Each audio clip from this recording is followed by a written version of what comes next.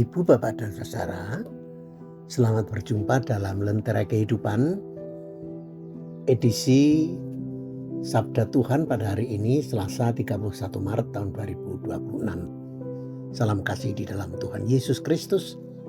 Kiranya kasih karunia dan damai sejahtera dari Allah Bapa kita dan dari Tuhan Yesus ada pada Bapak Ibu Saudara semua. Sebelum kita mendengarkan firman Tuhan yang menjadi lentera kehidupan kita, mari terlebih dahulu kita berdoa.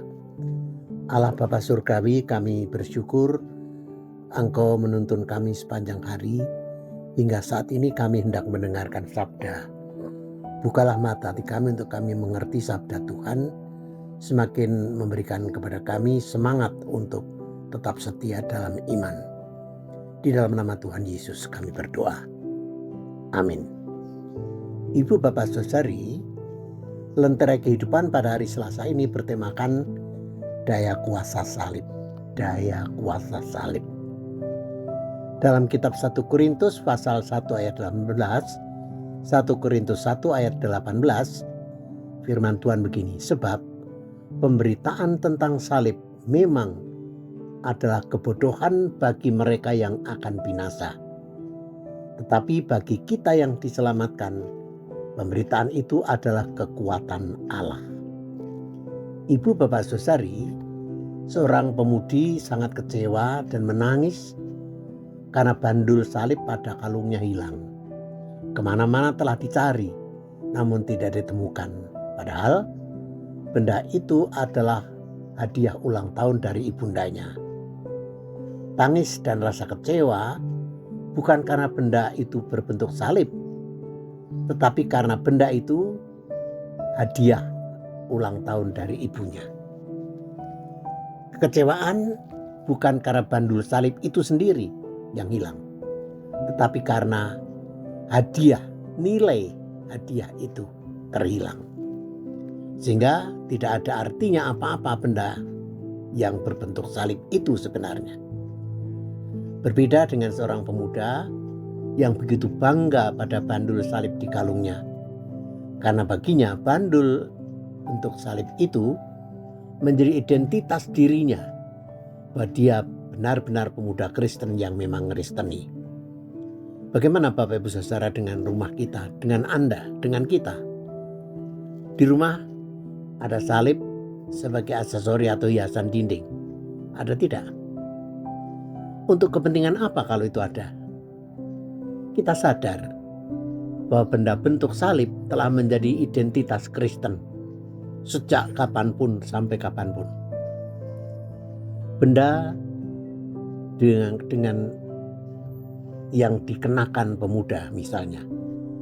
Seorang pemuda lain yang juga berkalungkan salib, bandulnya salib, namun tingkah lakunya tidak Kristeni. Apa gunanya bandul salib itu? Hal itu sama saja dengan di rumah kita. Apabila di rumah kita ada hiasan dinding gambar salib, tetapi hidup para penghuninya tidak Kristeni, itu tidak ada gunanya.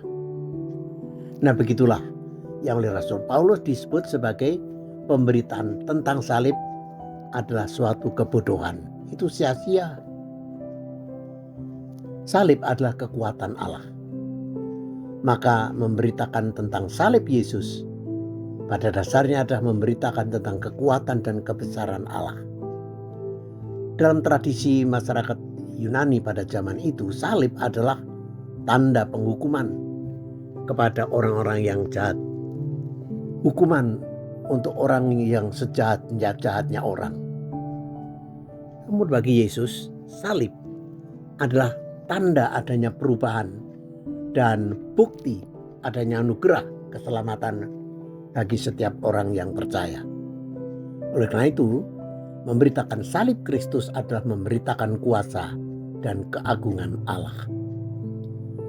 Siapapun yang mengenakan tanda salib sebagai aksesori tubuhnya atau hiasan dinding di rumahnya, semestinya itu berarti ada kesiapan untuk membangun kehidupannya sejalan dengan sikap Yesus yang penuh keramah tamahan, rendah hati, rela berkorban bagi kepentingan sesamanya.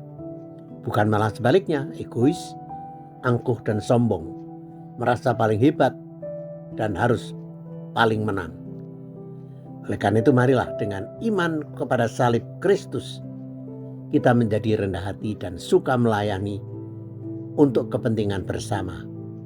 Itulah sesungguhnya maka makna salib Kristus bagi kita, sekaligus makna salib kita yang harus kita pikul setiap hari demi kepentingan dan kebaikan bersama. Selamat menyongsong hari Jumat Agung dan juga selamat menyongsong Paskah. Amin. Mari kita berdoa. Ya Tuhan, bersyukur kami aturkan kehadirat-Mu karena Engkau berfirman kepada kami, mendorong kami untuk setia pada janji iman kami, setia pada pemberitaan tentang salib, konsisten dan konsekuen. Kami berintegritas untuk terus menjadi orang yang setia dalam kekristenan kami. Tolonglah kami untuk itu ya Tuhan. Beri berkat kepada kami hari ke hari, termasuk sepanjang malam nanti kalau kami istirahat. Beri kami berkat atas yang sakit disembuhkan, yang lemah dikuatkan, yang bingung diberi arah yang jelas karena Engkau adalah sumber segala berkat. Terima kasih Bapa. Dalam nama Tuhan Yesus Kristus kami berdoa. Amin.